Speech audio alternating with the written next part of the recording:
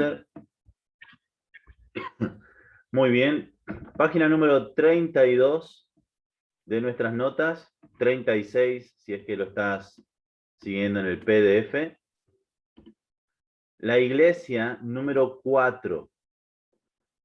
El pasaje para memorizar, Hechos capítulo 5, verso 29. Es lo que algunas esposas le dicen a sus esposos, sacándolo de contexto. Es necesario obedecer a Dios antes que a los hombres. El contexto es de Juan y Pedro, que les están negando predicar, y ellos les dicen, vamos a seguir haciéndolo porque es necesario obedecer a Dios antes que a los hombres. Muy bien, en este estudio vamos a considerar lo que significan estas dos creencias distintivas de los bautistas. La primera, la separación de la iglesia y del Estado. Y la segunda es que toda persona tiene libertad y con la libertad, responsabilidad ante Dios. Veamos la primera juntos. La separación de la iglesia y el Estado. En Romanos 13 entendemos que el gobierno humano es una institución establecida por Dios. Leemos Romanos capítulo 13, verso 1 al 8. Nancy, ¿podrías leerlo? Sí, pastor Leo. Romanos 13, 1 al 8. Sométese todas personas a las autoridades superiores, porque no hay autoridad sino de parte de Dios, y la que hay por Dios ha sido establecida. De modo que quien se opone a la autoridad, a los establecidos por Dios, resiste, y los que resisten acarrean condenación para sí mismos, porque los magistrados no están para infundir temor al que hace el bien, sino al malo. ¿Quieres pues no tener la autoridad? Haz lo bueno y tendrás alabanza de ello, porque es servidor de Dios para tu bien. Pero si haces lo malo, teme, porque no es vano lleva la espada, pues el servidor de Dios, vengador para castigar al que hace lo malo. Por lo cual es necesario estarle sujeto, no solamente por razón del castigo, sino también por causa de la condenación, de la conciencia. Pues por esto pagáis también los tributos, porque son servidores de Dios que atienden continuamente a estos mismos. Pagado todo lo que debéis, al que tributo, tributo, y al que impuesto, impuesto, al que respeto, respeto, y al que honra, honra. No debáis nadie a nada, sino amaros unos a otros, porque el que ama al prójimo ha cumplido la ley. Amén. Perdón, no había esperado el número 8. El Estado, el gobierno, es una institución establecida por Dios. Y lo deja bien en claro Romanos. Ahora, tal vez tengas tus quejas acerca del gobierno, legítimas o no. Tal vez tengas tus opiniones acerca del gobierno, legítimas o no. Pero no podemos negar que el gobierno es establecido por Dios. No solamente por lo que dice Romanos, aquí en Romanos 13, sino por el principio de la soberanía de Dios.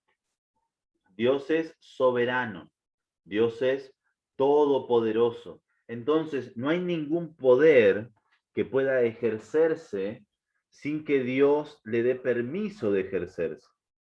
Todo el poder es de Dios. Y Él debe permitir a alguien poder hacer algo o no por el principio de la soberanía de Dios.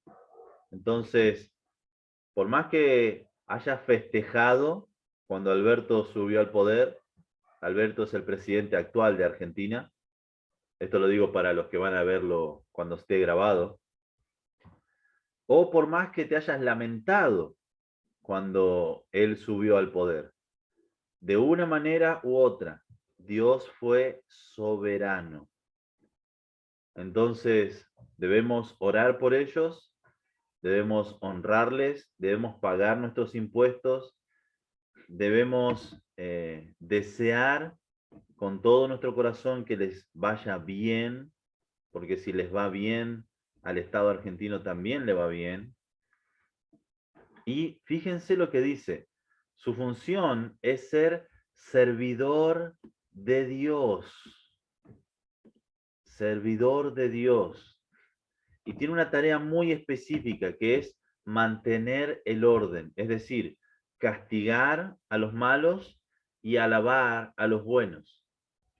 Ahora, vivimos en una generación que a lo bueno le llaman malo y a lo malo le llaman bueno. Vivimos en una generación donde se celebra la muerte del inocente. Vivimos en una generación donde se castiga a aquel que vive una vida moralmente buena, moralmente digna. Vivimos en una sociedad que está patas para arriba. Sin embargo, en el grueso del día a día, el Estado castiga al malo y alaba al bueno. Es decir, por lo general, si un policía ve a alguien haciendo algo malo, va a detenerlo, por lo general. Es lo que sucede más del 90% de las veces.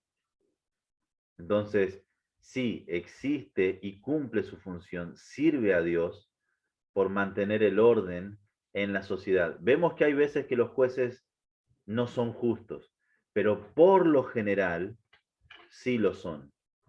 Vemos que el Estado es un desastre en la corrupción, pero por lo general tienden a hacer lo más correctos posible, tienden a hacer, por lo menos cuando se prende la cámara o algo por el estilo sucede. Entonces, el Estado, el gobierno, sea de derecha, sea de izquierda, sea la corriente política que sea, es servidor de Dios en el sentido de que mantiene un orden en la sociedad. Eso es lo que significa esto de llevar la espada. Tiene la capacidad de castigar a aquel que no sigue las normas. Su área de autoridad es sobre todos, sobre los que son salvos de sus pecados por creer en Jesucristo como su único Salvador y Señor, y sobre los que no han creído. El Estado gobierna sobre todos, pero la iglesia es solamente para los salvos. Por ende, el Estado no debería tener nada que ver con cómo se mantiene y gobierna la iglesia. Así como la iglesia no tiene nada que ver en cómo se mantiene y gobierna el Estado. No es nuestra función como iglesia discutir con el Estado. No es nuestra función como iglesia reformar al Estado. No es nuestra función. Nosotros existimos para la gloria de Dios. Tenemos una norma de autoridad y conducta que son las Escrituras. Es el equivalente para el Estado de la Constitución. Y nosotros, a diferencia del Estado, seguimos nuestra Constitución, seguimos nuestra Biblia. Y no la andamos reformando cada vez que se nos antoja. Entonces, en la iglesia no puede gobernar el Estado. Y en el Estado no puede gobernar la iglesia. El punto número 5 dice que los bautistas históricamente han sido los más fieles en la correcta interpretación de esta enseñanza y la obediencia a ella. Y digo esto porque la historia ha demostrado que cada vez que algún grupo cristiano ha podido, se ha metido de lleno en la política.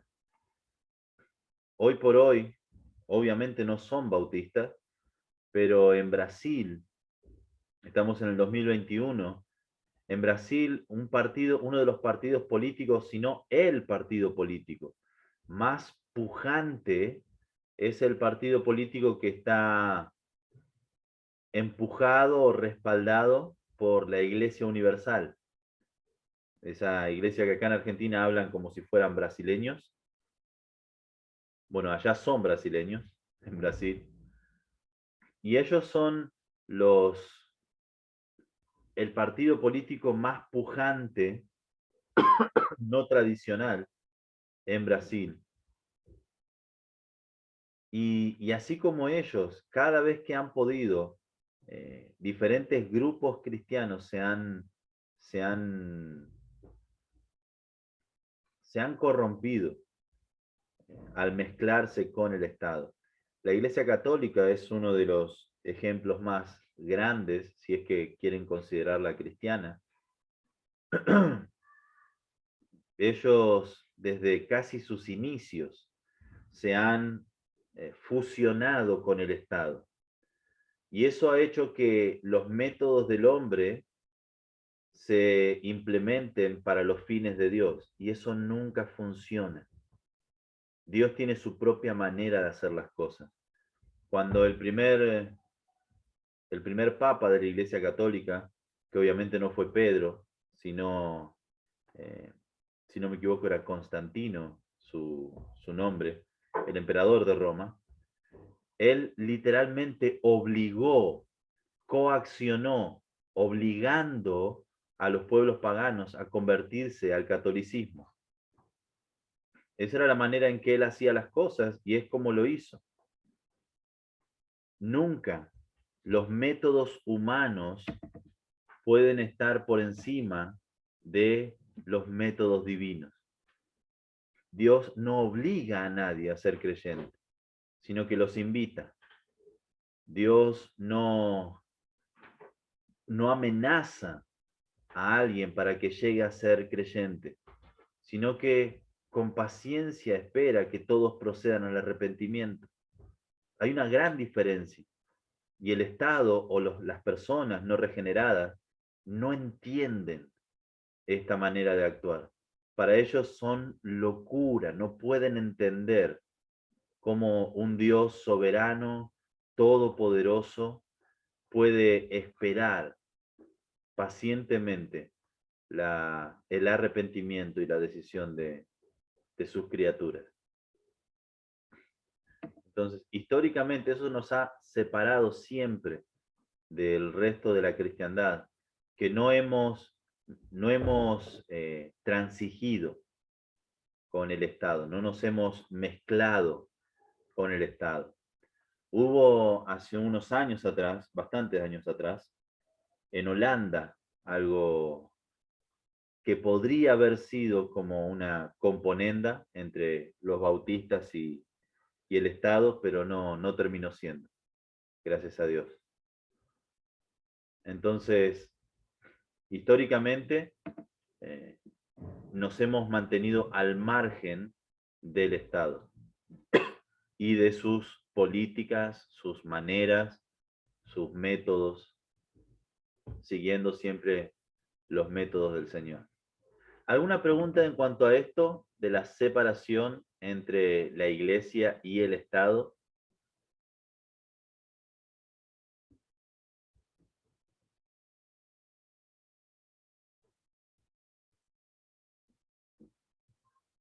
No hay malas preguntas, no hay preguntas tontas.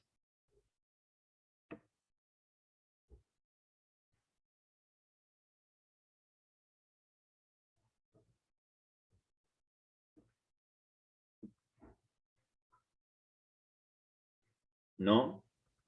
Em,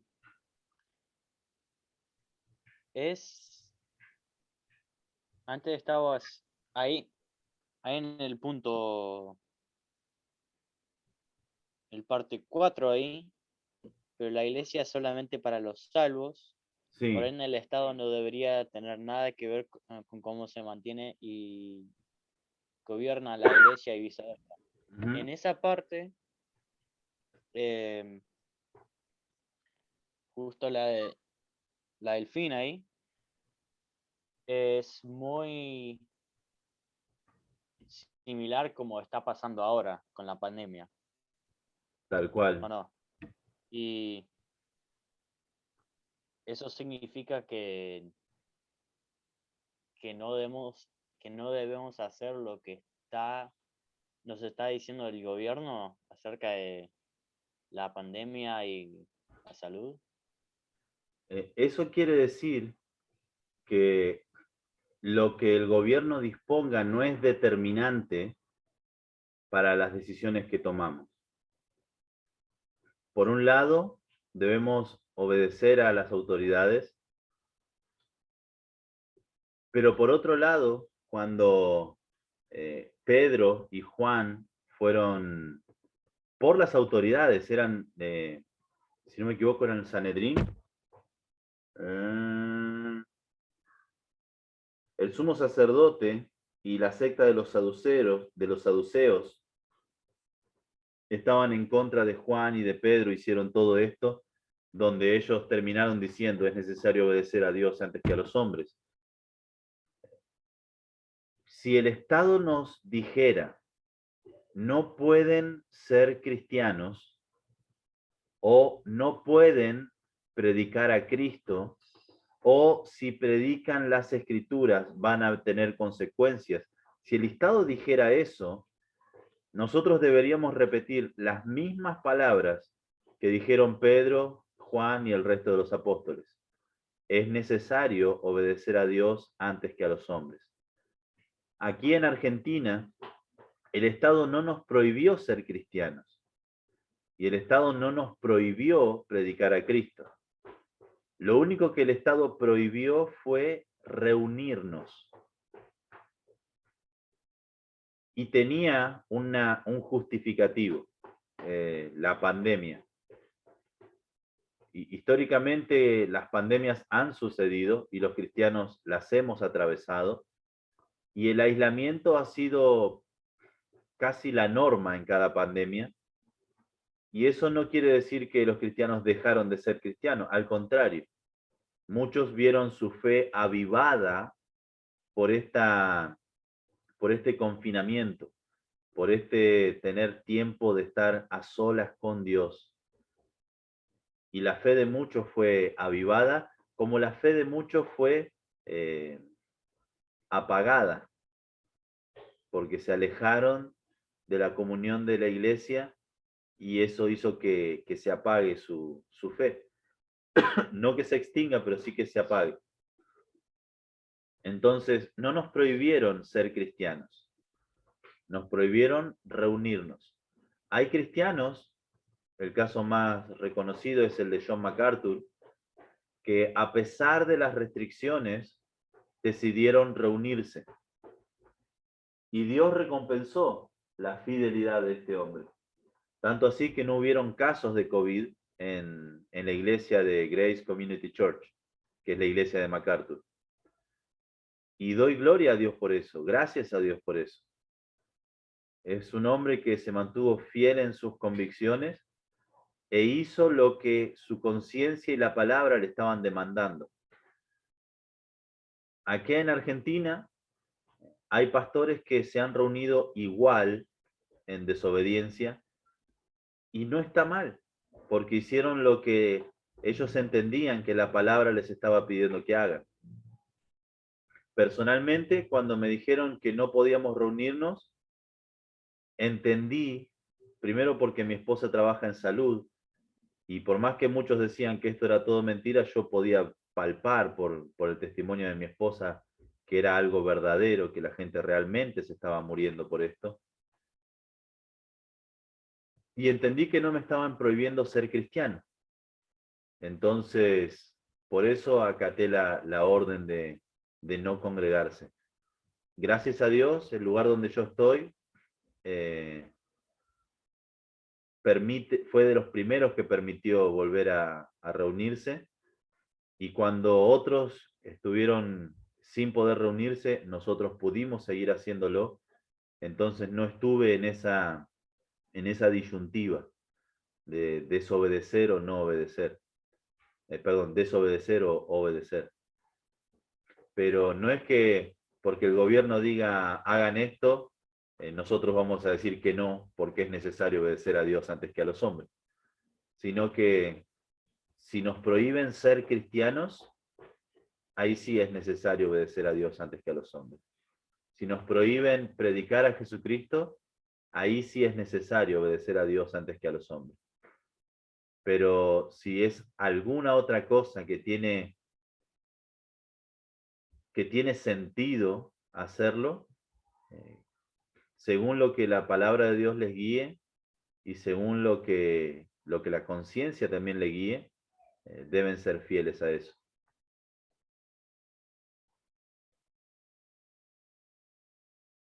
¿Lo expliqué más o menos claro?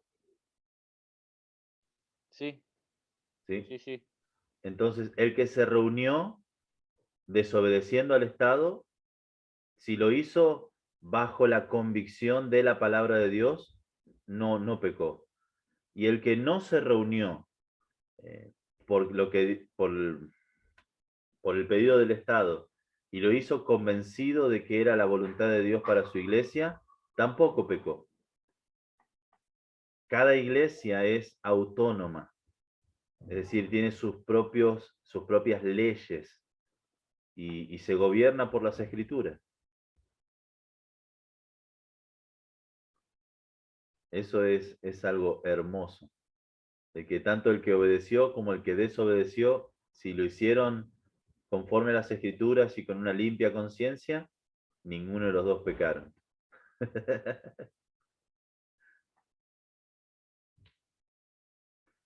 ¿Y por qué es No hay eso? opción mala. Claro. ¿Por qué es eso? Porque toda persona tiene libertad. Toda persona tiene libertad y responsabilidad delante de Dios. Cuando le dijeron a Pedro y a Juan, ustedes no pueden predicar, y lo dijo el Estado. Si ustedes leen el verso 17, dice entonces levantándose el sumo sacerdote y todos los que estaban con él, esto es, la secta de los saduceos, se llenaron de celos y echaron mano de los apóstoles y los pusieron en la cárcel. El Estado les estaba diciendo, dejen de predicar. Sin embargo, al tener esta libertad y responsabilidad, ellos dijeron, necesitamos obedecer a Dios antes que a ustedes. Dios nos pide que prediquemos y lo vamos a seguir haciendo. Toda persona es responsable ante Dios y por tanto ninguna otra persona puede dictar a otro lo que debe creer o hacer. Nadie tiene el derecho de obligar a alguien a creer algo o hacer algo. Nadie. Los únicos que tienen el derecho de obligar a alguien a hacer algo son los padres. Y es justo porque estás viviendo bajo su techo y bajo sus normas. Pero podés encontrar un trabajo, podés llenar tu propia heladera, pagar tu propio alquiler y vivir bajo tus reglas. Pero siempre va a tener que estar bajo la autoridad del Señor. Nadie puede obligarte a creer algo y nadie puede obligarte a hacer algo que no quieras hacer. Esto también tiene una contrapartida, que si nadie te puede obligar a vos, vos tampoco podés obligar a nadie. En Romanos capítulo 14, verso 4, Matías, ¿lo podrías leer? Verso 4 y verso 5.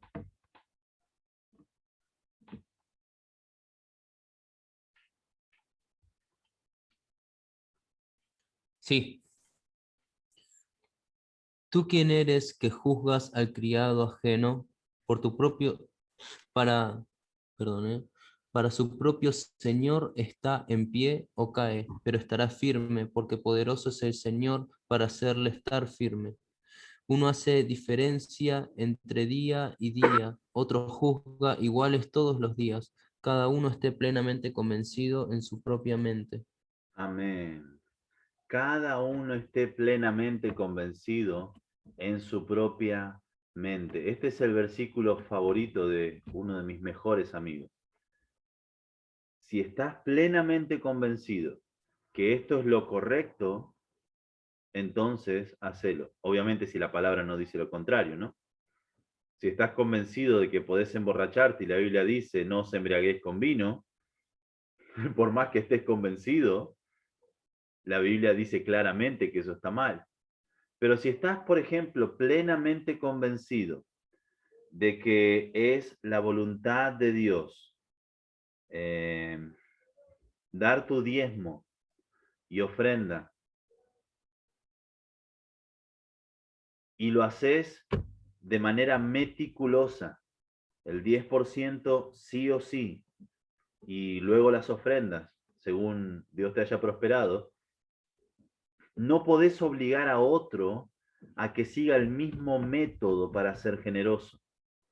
Cada uno debe estar plenamente convencido en su propia mente. Les doy un ejemplo. Yo soy pastor de la Iglesia Bautista de Bellavista. Yo soy de esas personas que creen rigurosamente que mi diezmo es el 10% de lo que Dios me ha dado y mi ofrenda es, si Dios me ha prosperado más, poder ser más generoso. Entonces, quiero ser riguroso, quiero ser estricto con eso. Y mi esposa es una bendición, esa me ayuda a ser estricto y riguroso, porque quiero ser generoso. Sin embargo, hay personas en mi iglesia que no creen en el diezmo y la ofrenda. No creen en el diezmo como el 10% sí o sí de todo lo que Dios me ha dado. He hablado con ellos. Les he mostrado por qué yo creo en el diezmo y la ofrenda. Y me encontré con personas con un corazón sumamente dedicado al Señor. Y lo que ellos me decían es, pastor, yo no creo en el 10%, sino que creo que el 10% es el mínimo para yo poder ser generoso. Entonces lo que empezó como, quiero mostrarte por qué yo creo en el diezmo, pensando que ellos no diezmaban, ellos terminaron diciéndome a mí, pastor, yo no creo en el diezmo porque creo que el 10% es lo mínimo que hay que dar y de ahí para arriba. ¿Ven cómo estamos los dos haciendo lo mismo, pero poniéndole diferente rótulo, poniéndole diferente nombre? Entonces, cada uno debe estar plenamente convencido en su propia mente de qué es lo que Dios quiere que ellos hagan. Yo estoy dando mi diezmo y mi ofrenda. Esos hermanos están dando su diezmo y su ofrenda, solamente que no le llaman diezmo y ofrenda. Pero si estamos plenamente convencidos, si estamos siendo guiados por la palabra de Dios, aunque pongamos diferentes nombres, llegamos a la misma conclusión, de que Dios quiere que sus hijos sean generosos. Y es una bendición enorme. Es una bendición enorme. Hay personas, por ejemplo, que creen que la cena del Señor es un mandato y por tanto deben participar sí o sí de todas las veces que se celebre la cena del Señor.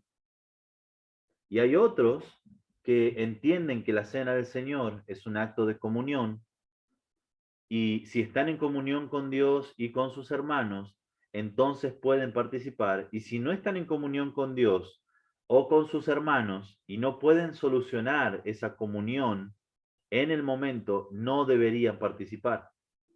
Ahora, el que participa y el que no participa, si lo hacen plenamente convencidos de que eso es la voluntad de Dios para su vida, está bien.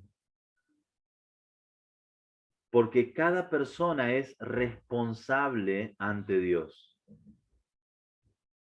¿Me explico?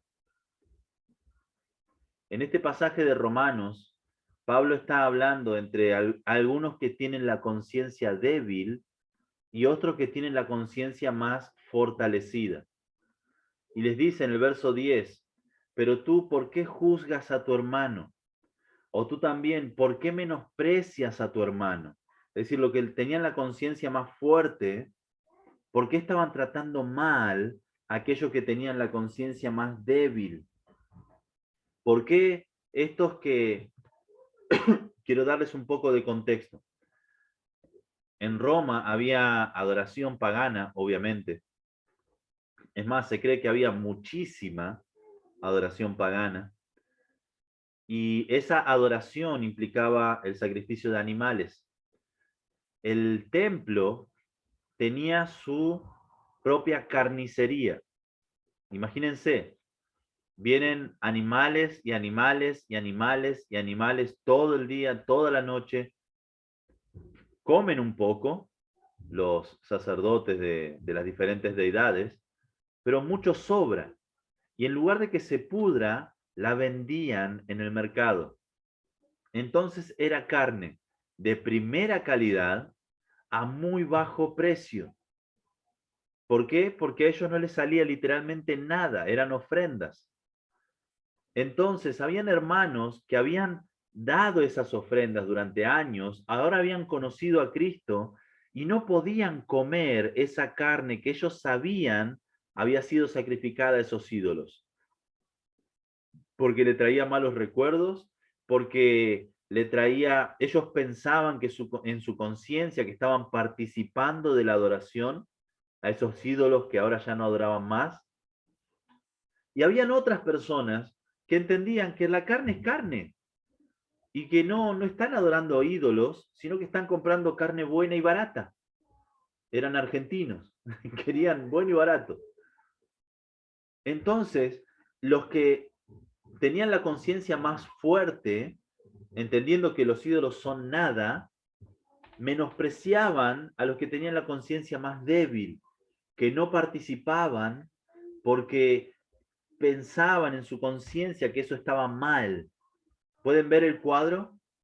En ese cuadro general es que Pablo dice, tú, ¿por qué juzgas a tu hermano?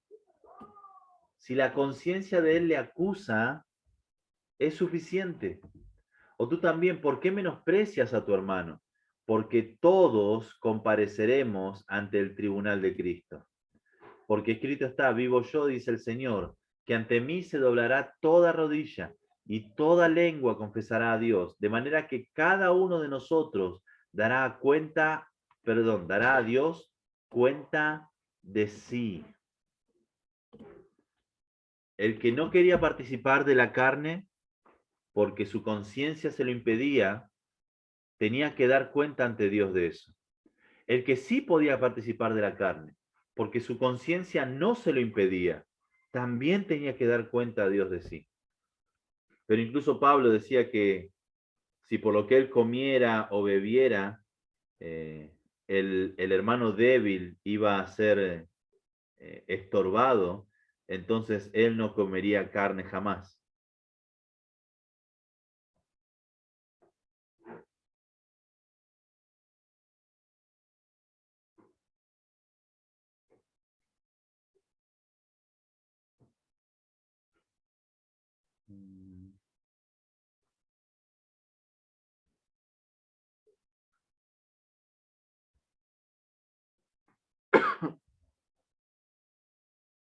En el capítulo 15, verso 1, dice, así que los que somos fuertes, estos romanos, debemos soportar las flaquezas de los débiles y no agradarnos a nosotros mismos. Es decir, Pablo sabía que los ídolos eran nada, pero si el hermano iba a ser estorbado por mi libertad, entonces yo no voy a participar. ¿Pasa algo parecido con el tema de tomar alcohol? Hay personas en la congregación que para ellos tomar alcohol es un pecado casi imperdonable porque los recuerda su vida de alcoholismo. Y hay otras personas, por ejemplo, que nunca hemos tomado alcohol y no nos parece algo tan grave. Sin embargo, por amor de aquel hermano que tiene su conciencia débil, nos abstenemos de participar de esas cosas. Como no es algo importante para nosotros, podemos dejar de hacerlo o podemos no hacerlo, sabiendo que de esa manera cuidamos a aquel que tiene la conciencia débil por su pasado. Punto número 3. ¿Alguna pregunta en cuanto a esto? Sí, ¿esto significa que no puedo comer gluten? Si sos celíaco, no podés comer gluten.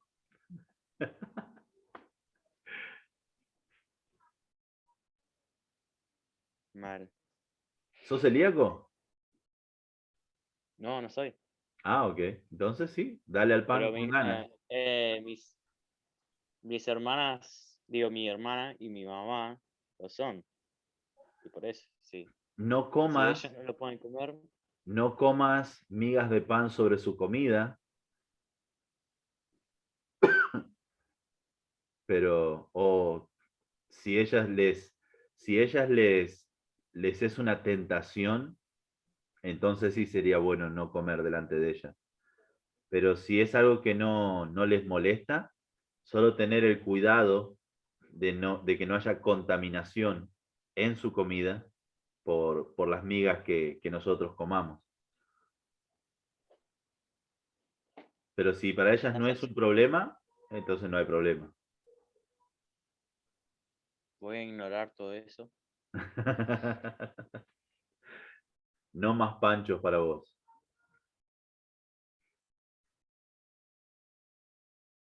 Punto número 3. Vimos que toda persona tiene libertad, pero con la libertad viene la responsabilidad. Por eso dice en el número 3 que toda persona tiene el derecho de interpretar las escrituras. Cada persona debe poder interpretar las escrituras y la responsabilidad de rendir cuentas a Dios en la manera en que lo hace. Yo solo de ver esta declaración y hacer memoria de las personas, pastores, conocidos, que destruyen el contexto de las escrituras, me hace dar escalofrío. Somos responsables de interpretar las escrituras correctamente. Dios nos va a pedir cuenta cuando tomamos la palabra de Dios a la ligera. Esto es el porqué el creyente tiene al Espíritu Santo morando dentro, que le guía y le enseña a la verdad de las Escrituras. El Espíritu Santo nos guía, nos enseña. En 1 Juan, capítulo 2, dice, pero la unción que vosotros recibisteis de Él permanece en vosotros y no tenéis necesidad que nadie os enseñe, así como la unción misma os enseña todas las cosas y es verdadera y no es mentira. Según ella os ha enseñado, permaneced en Él. Somos responsables y el Espíritu Santo nos ayuda para que podamos encontrar la verdad en la palabra de Dios. ¿Alguna vez les ha pasado de estar escuchando un sermón distraídos? De estar escuchando un sermón pensando en otras cosas y de golpe algo que dice el predicador le llama la atención. Es algo que no sabes bien qué dijo, pero sabes que está mal. ¿Les ha sucedido eso alguna vez? Un Sí. montón. Con Es mi como, papá un montón. no sé qué dijo, pero no está, eso no está bien, eso no tiene razón. El Espíritu Santo nos enseña, el Espíritu Santo nos guía a la verdad. Y cuando hay alguien diciendo algo que no está en la palabra de Dios, que no es correcto, hay una campana interna. Es el Espíritu Santo haciéndote ver, hey, eso no es verdad. Eso no dice el Señor. Y nos ayuda, nos cuida, nos advierte. Este derecho, punto número 4, de interpretar la escritura lógicamente, presupone los derechos en la sociedad de la libertad de expresión y de culto. Es decir, todos tenemos derechos de interpretar las Escrituras y de llevar adelante un culto según eso que interpretamos, pero también tenemos la responsabilidad de rendir cuentas a Dios. Hay hombres motivados por su lujuria que han encontrado o han inventado en las Escrituras que tienen derecho de tener varias esposas. Son los mormones. ¿Han escuchado de esa secta?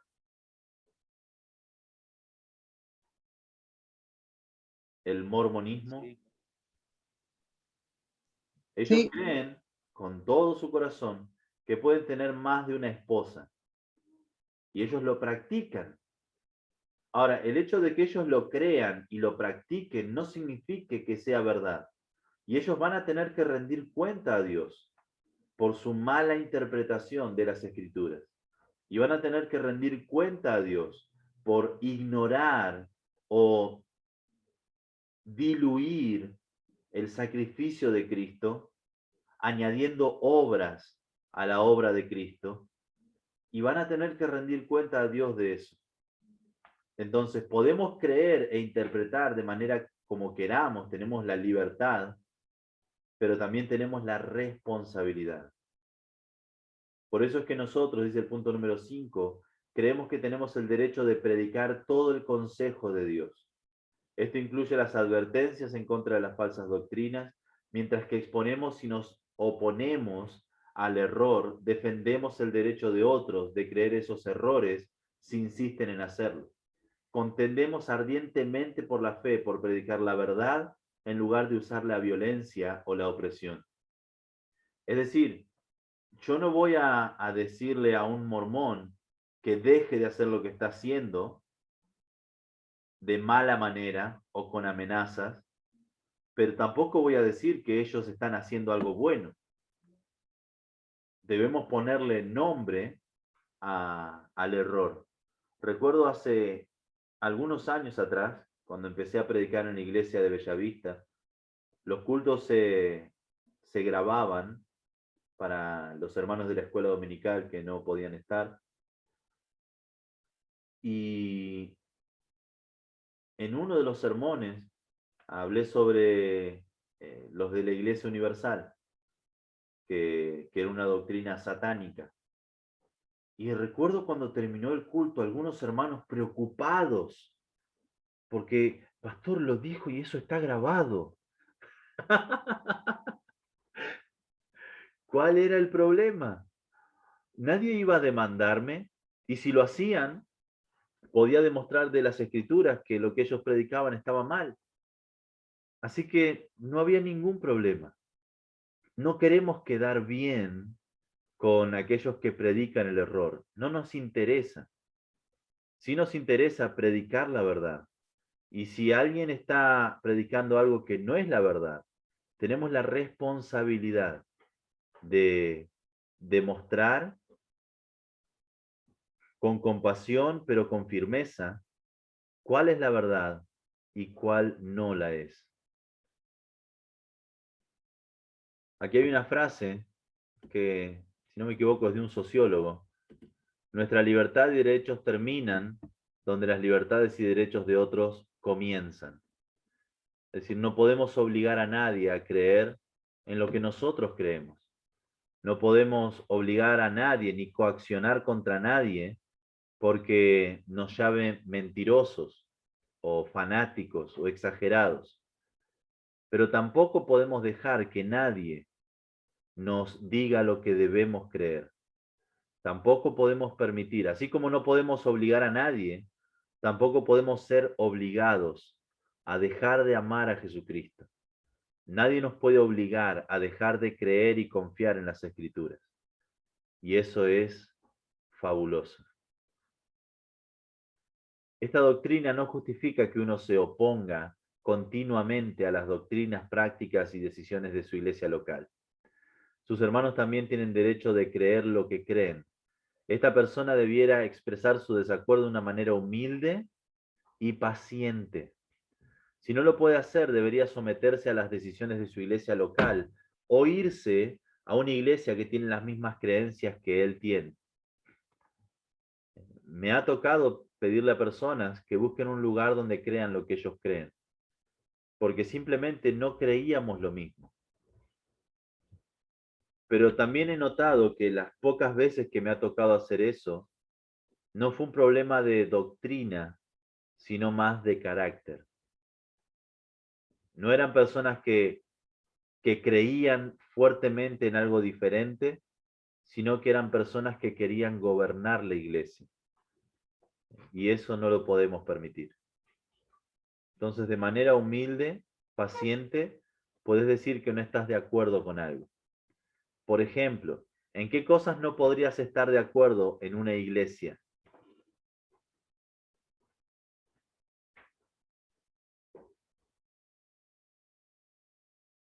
Obviamente no hablemos de las doctrinas, hablemos de las prácticas y las decisiones.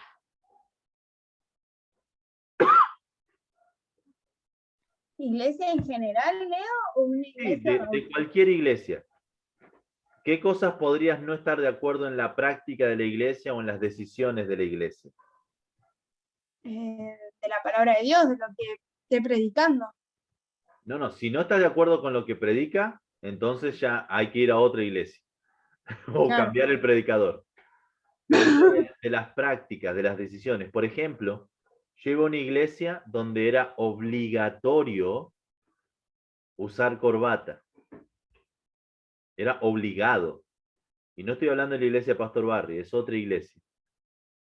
Era una obligación usar corbata. Y recuerdo cuando hablé con el pastor por qué era una obligación.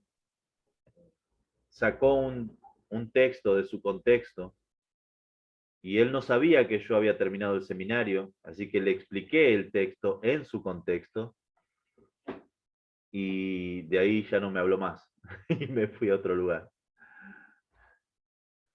Entonces, con humildad y con paciencia podemos estar en desacuerdo, por ejemplo, de usar corbata, por ejemplo, de usar pollera, por ejemplo, de llamar a tal o cual persona como misionero de la iglesia. Podemos estar o no de acuerdo con esas pequeñas cosas, pero siempre tenemos que hacerlo con humildad y con paciencia. Podemos estar o no de acuerdo con el horario. Hay iglesias que se reúnen a la mañana, iglesias que se reúnen a la tarde. Y esto les parecerá broma, pero no lo es. Hay personas que dejan de ir a la iglesia porque no les gusta el horario en el que se reúne la iglesia. Y eso está mal. Podemos estar en desacuerdo con humildad y con paciencia. Si alguien está constantemente causando problemas, si alguien está quejándose con una mala actitud, miren lo que dice Romanos capítulo 16. Lucas, ¿lo leerías? Sí. Romanos 16, 17 al 18. Mas os ruego, hermanos, que os fijéis en los que causan divisiones y tropiezos en contra de la doctrina que vosotros habéis aprendido, y que os apartéis de ellos, porque tales personas no sirven a nuestro Señor Jesucristo, sino a sus propios vientres. Y con suaves palabras y lisonjas engañan los corazones de los ingenuos. Ingenuos, tal cual. Entonces, si ven a alguien o sos alguien que está constantemente causando problemas, divisiones, tropiezos, si ves a alguien así, la Biblia no dice que lo convenzas, la Biblia no dice que le tengas paciencia y te sientes al lado y lo escuches y lo intentes cambiar, no. La Biblia dice que os apartéis de ellos. Pueden ver que lo dicen las Escrituras, no es mi opinión. Mi opinión sería, bueno, acerquémonos y estemos juntos y que mi influencia cristiana pueda cambiar su carácter, pero la Biblia dice que os apartéis de ellos. ¿Por qué? Porque no sirven al Señor. son personas egoístas. Y no solamente son egoístas, sino que también intentan engañar a aquellas personas ingenuas, a aquellos nuevos en la fe, a aquellos que recién están caminando con el Señor.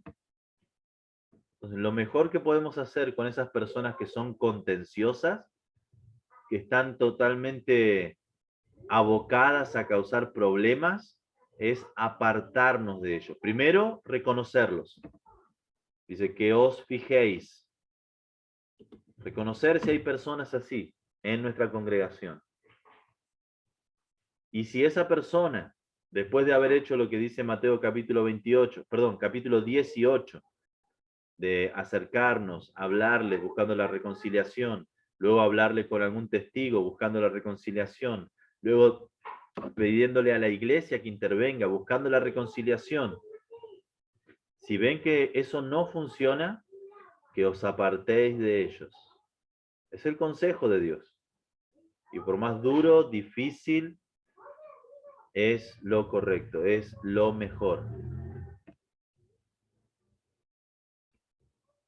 Muy bien, ¿alguna pregunta en cuanto a esto de la separación de la iglesia del Estado y la consecuente, libertad y responsabilidad ante Dios?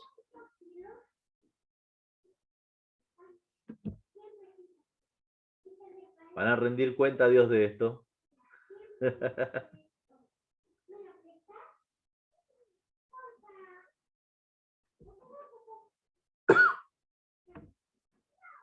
Muy bien.